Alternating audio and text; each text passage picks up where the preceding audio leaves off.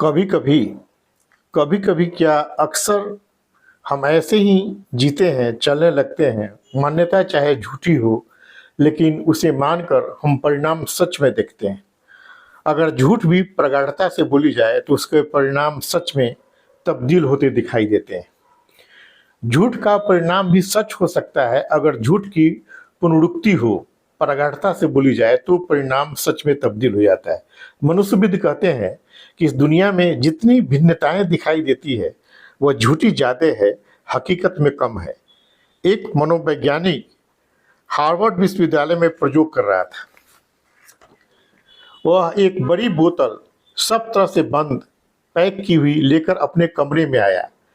Class में करीब 50 विद्यार्थी थे उस कमरे में। उसने वह बोतल टेबल पर रखी और उसने विद्यार्थियों से कहा कि उसमें अमोनिया गैस है। मैं एक प्रयोग करना चाहता हूँ कि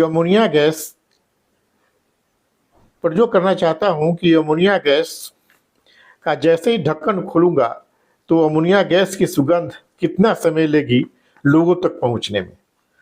तो जिसके पास यह पहुंचने लगे सुगंध, वह अपना हाथ उठा दे। जैसे ही उस सुगंध का पता चले वह अपना हाथ उठा दे, ताकि मुझे पता चले कि कितना सेकंड लगते हैं कमरा के आखिरी तक इसके सुगंध के फैलने में।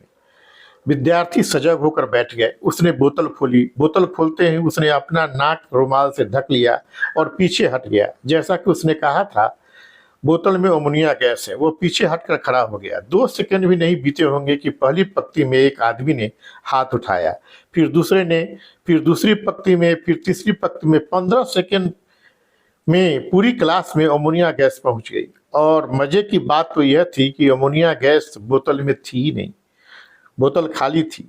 धारणा का परिणाम हो जाता है। जब उसने कहा कि बोतल में अमोनिया गैस थी ही नहीं, तब भी विद्यार्थियों ने कहा, गैस हो या न हो तब भी हमें गंध आई। गंध मान्यता की आई। गंध जैसे ही भीतर से आई, बाहर से तो कुछ था ही नहीं। सोचा तो आई। करीब करीब हम ऐसी ही झूठी मान्यताओं के असर में अपनी जिंदगी बसर करते हैं।